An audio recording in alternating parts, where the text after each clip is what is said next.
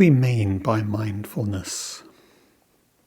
There are different possible definitions, but I'm not sure any of them are in any way complete or bring out the complexity, even the paradox.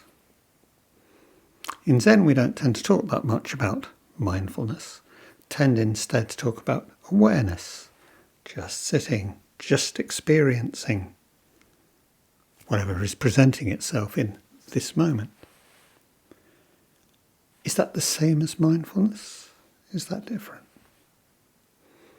Yeah, so I think asking the question, I think the answer is actually complex. So let's have a little think about this.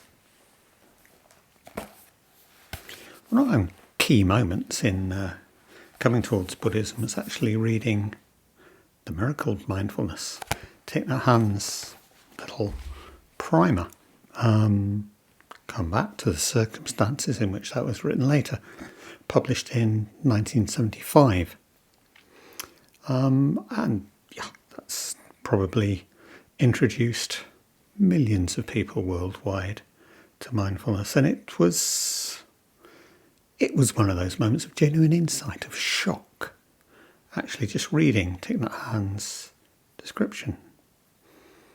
Doing the washing up to do the washing up. Not for any other reason, not for something, not as engaged as part of a process or something else. Doing the washing up to do the washing up. And alongside that, just experiencing the stopping. Just the momentary ceasing of this endless self-narrative, this endless babble going on in my head. Just focusing, hands, water, plate, cup, whatever. Wow. Where's that going to lead? I mean, this is like, it's just entering a different universe, but it's the same universe, exactly. Amazing. For nothing. Pointless. And of course we say in Zen, Zazen is pointless. It's not for anything. Yeah, really important. Or nothing to do, nowhere to go. Okay. Yeah. But then on the other hand, we have the whole not at all unrelated tradition of secular mindfulness. We have John Kabat-Zinn doing really important work in a secular medical context. Books beginning to be published from the 1990s onwards. Really, again, opening a lot of doors. Mindfulness-based stress reduction, mindfulness-based cognitive therapy. These are very definitely for something, in that sense, instrumental. Deal with my chronic crippling pain, deal with my intrusive thoughts, deal with my compulsive behaviours, deal with my all sorts of things. Help me heal faster from that operation, and so on. It goes on. And yes, these things work. And there is absolutely nothing wrong with using what we're calling mindfulness for those purposes. It's great. It does work. We end up calmer, clearer, often happier. And in fact, Thich Nhat Hanh himself, is not shy of bigging up the very practical benefits of practicing mindfulness. Just being aware, just dropping, putting down the narrative for a moment.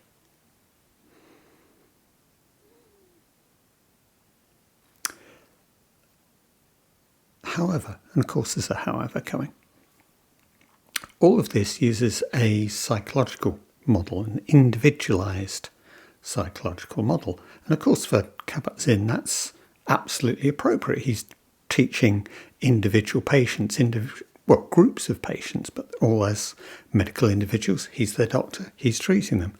Absolutely appropriate. in that sense, you should take an individualized approach. But approaching mindfulness in this way is absolutely in line with, consonant with, a kind of a capitalist approach to everything, that it's all individualized, it's all me. It's always about me, my successes, my failures, my lacking, my need to do things. And then mindfulness itself can become an integral part of that. It can be marketized, monetarized, sold to you as, well, obviously books even, apps, courses, the rest of it, colouring books. And again, it's not necessarily anything wrong with any of these things, but it's very, very different from where we began with the miracle of mindfulness. At its worst, of course, mindfulness ends up as part of the excuse for only thinking about me. It's really quality me time. Yeah, because actually the world out there can be scary. It can be fearful. It can be not nice at all. I need my space. I need me time. Fact, as this wonderful medical term, apparently used by quite a lot of psychologists in the NHS now, shit life syndrome.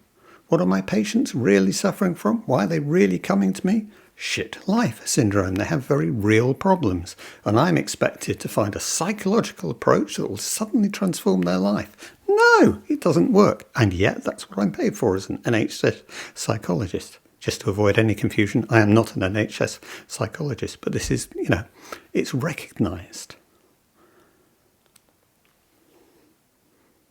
So obviously, dealing with my lack, dealing with my very real problems, at whatever level those are, dealing with my shame at being inadequate in this or any other sense. Yeah, really useful stuff. But again, that's, well, in a sense, it is part of why we're doing this. Let's go round. Let's take another turn round. With our Zen approach to awareness, just sitting. Nothing else. No frills, no techniques. Zazen is not a technique. It is not a form of meditation. Just experiencing life as it is, the present moment. Well, I can't sit forever like that, and what's actually going to happen? Hopefully, blinding insight. Not like that mindfulness stuff where we have techniques, we have exercises, we have routines. We can learn it. We can get good at it. Is it really so different, though? I mean, this tends to go along the line, and it's even easy to think that even the kind of mindfulness that Han is talking about is about not thinking. As I said, letting that inner compulsive narrative pause, letting there be silence and nothing coming from me, just the feeling of the blood moving through my veins, the rise and fall of my chest, the air entering and leaving, the feeling of my jumper, pressure on my knees, how my feet are sitting, how my bum is sitting. Really important, absolutely.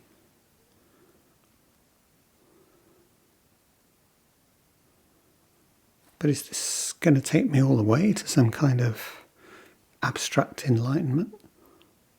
We talk a lot about not knowing.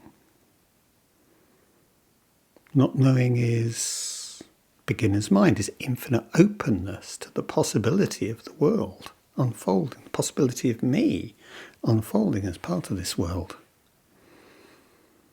Is that the same thing as not thinking? Is it all about just stopping thought and suddenly the true universe will reveal itself to me? Well, the most obvious answer to that is not so much. We know that we have in Zen what are regarded as, great teachers, fully enlightened teachers. And they have been drunks, they have been sexual abusers, they have been, well, that's before we even get on to the institutional backing for Japanese fascism during the Second World War, which Zen as an institution was, more than happy with. Is this what we mean by enlightenment? And of course then, every Buddhist tradition has its own examples of this, Tibetan traditions, no exception. One of Thich Nhat Hanh's little sayings, and again I keep coming back to these, is, enlightened about what? That enlightenment isn't an abstract thing that, we suddenly achieve or descend on us, but enlightened about what? I can be enlightened about this and not enlightened about that. And this is to an extent about the things that I know and the things that I don't know. Insight comes and it's always partial, it's always specific, it's always focused. It might be a wonderful sensation of oneness with the universe, but when that fades, what's left?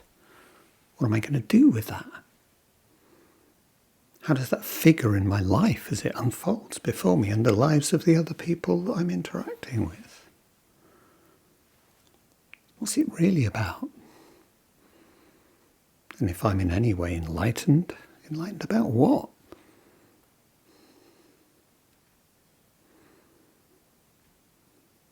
Along with this idea of not thinking, there's the idea of not self.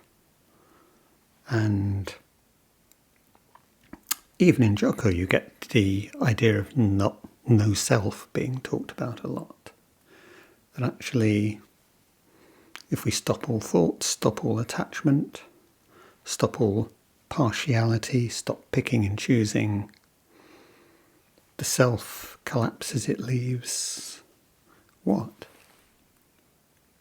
But the problem is, as long as we keep thinking about self on one side and world on the other, it's very much an all or nothing thing. Either the self is there causing these endless problems, or it's suddenly what? And the psychological work that Joko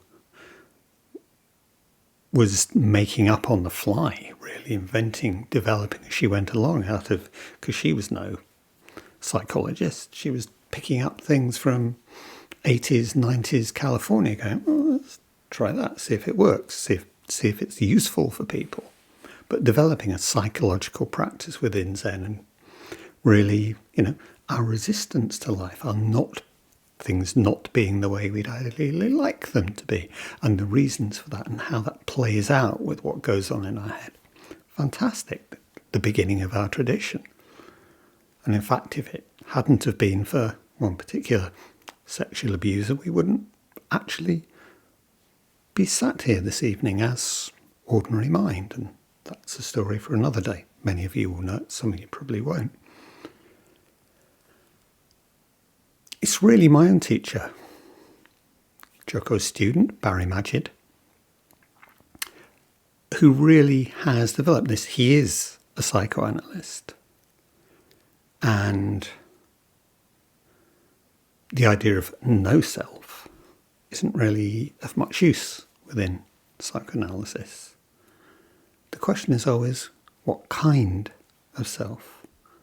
How does this self experience itself? How does it find itself in the world? Is it a self with fixed walls? Is it a self with soft boundaries? Is it an open self? Is it a flexible self? And for each of us, the question is always, well, why do I self in the way that I do? Not some kind of bad, stop this, but as why does my selfing, being this person, take this form in me? And how does my practice play with that? How does my practice develop it, change it, affect it? As I say, that's very much Barry Magid's contribution to the evolution of Zen, which gives us really a new way of approaching practice, developing straight out of what Joko was doing. But now it's not bad self, it's not no self, it's just self as question mark. Mind as question mark. And of course, as soon as we start asking questions about that, all the issues that show up that we try and forget about in our wish to be enlightened, our wish that practice will change our lives in whatever way we imagine it will. Well, analysis, just some of the very simple ideas, but noticing our fantasies about enlightenment, noticing the way that fear and shame might show up as an escape from myself, an escape from the bits of me that I'm worried about. It's become central with our practice, how it works. Is this mindfulness? Well, it's what's going on. It's the direct experience of this moment.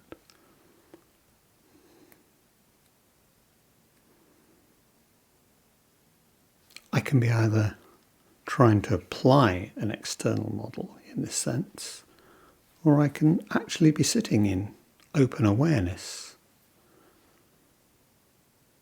but awareness of the possibilities, awareness of this thought, this feeling, this experience, telling to, well, yes. Am I chasing enlightenment? I say there's nothing to do and nowhere to go, but in this moment, what emotions are actually here? What thoughts are actually accompanying those? What physical sensations are part of this? This absolutely is core mindfulness, and it's not separating out knowing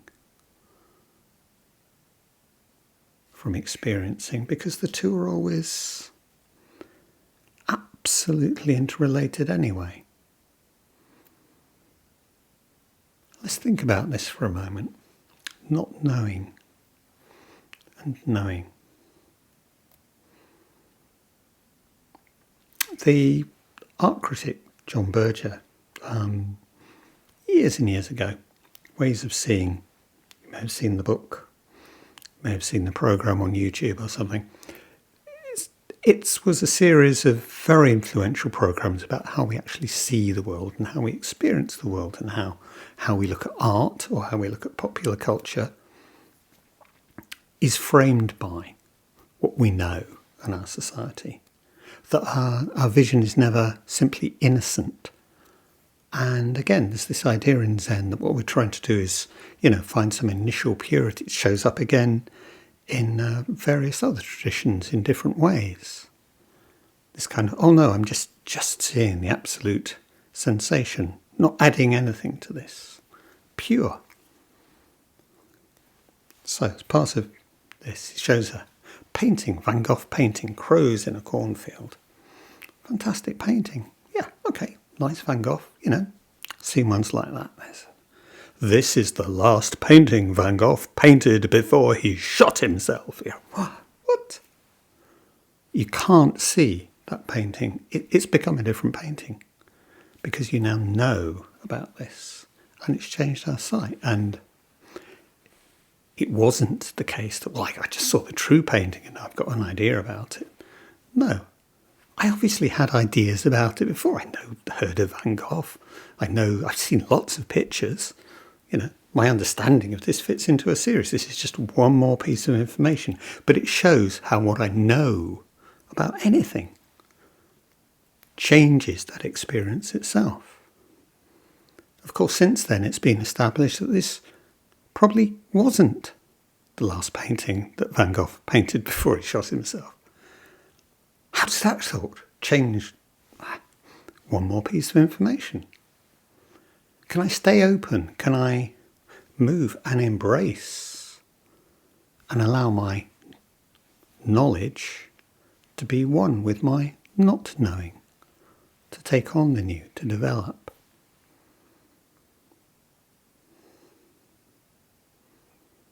So if I just sit, not thinking very hard, where's that going to get me? Well, again, in Zen we say, stone Buddha, sit like a block of stone. What's that going to do? Where's that going to get you?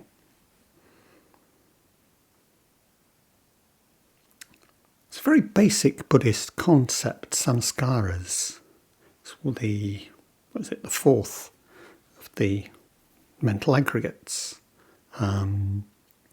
variously translated, but mental formations, again, take that Hans version, I quite like. And it's about this, the way that we perceive the world, the forming and being formed.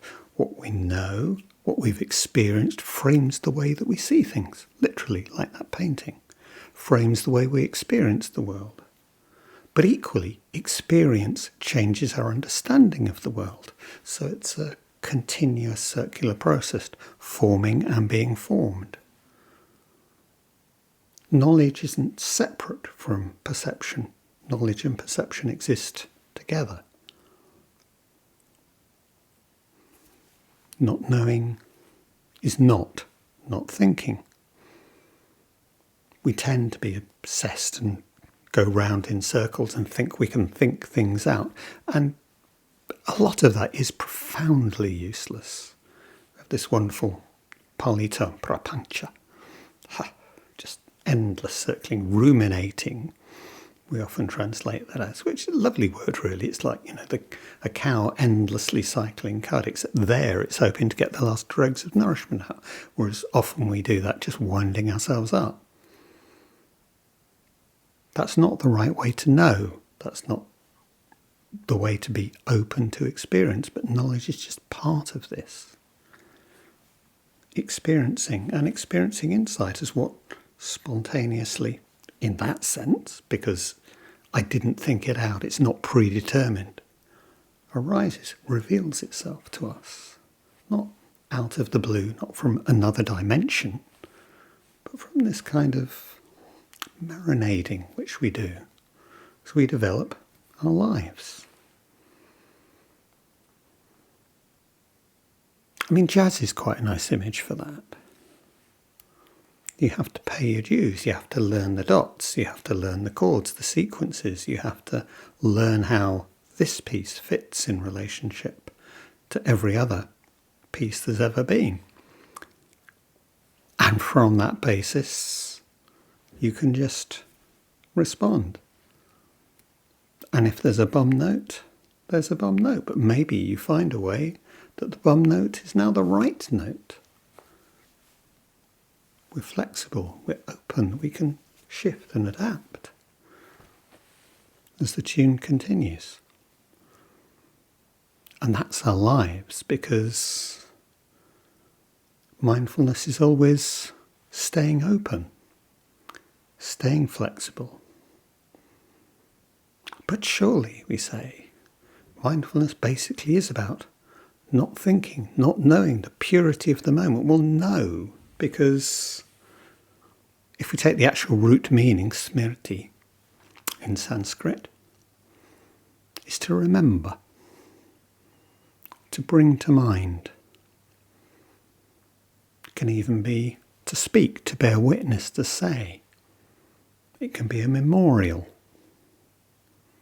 So the Gandhi memorial is the Gandhi Smriti. Not separate. Thinking, memory, remembering, not separate from experience. Knowing, not separate from experience. So let's remember the context of the miracle of mindfulness. It wasn't written as an introductory primer for unhappy Western people. It was written for the Thich Nhat Hanh's lay school of social service. Can't remember the exact name. That was in the middle of the Vietnam War in the 1960s. young students who would go out and deliver food to villages which were being bombed, rebuild things, do what they could to help, bring first aid. They were in need of mindfulness. They were in need of the benefits that mindfulness can bring, but this going out and engaging amidst the bombs was their practice, not separate from their practice of mindfulness. All part of the same thing, because we need to understand. We need to understand the world is, and sometimes we read that in a book, sometimes we see it on the TV, sometimes I experience it directly in my heart. I remember, I am mindful of, I bring these things together. And again, the kind of mindfulness that Thich Nhat Hanh was writing about was not, oh, we'll just sit on my bum, see out the war, I'll probably be fine. It was being sent to the United States, arguing for peace for years. Actually being one of those people around Dr. King, persuading him that no, the struggle for civil rights, the struggle for workers' rights and the struggle for peace are all the same struggle, as a result of which Dr. King nominated him for Nobel Peace Prize. This is not separate. Mindfulness is not sitting on my bum not thinking. It's being out amongst the bombs. It's going to the United States to argue my corner. It's just this.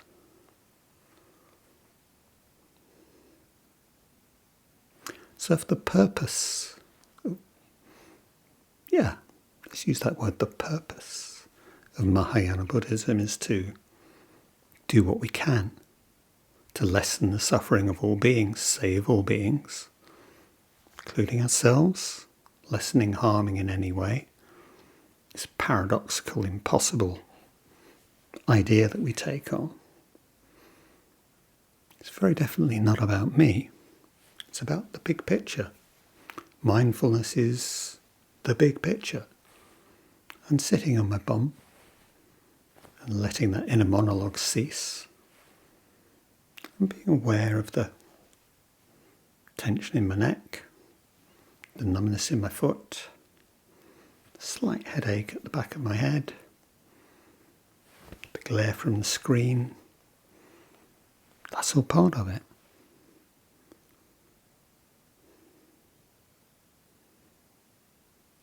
The big picture.